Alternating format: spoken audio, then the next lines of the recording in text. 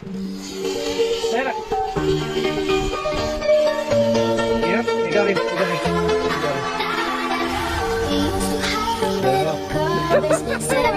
Tail's going to be the old walk and horn technique as well for a bit. Yeah. Yeah, up and on with him to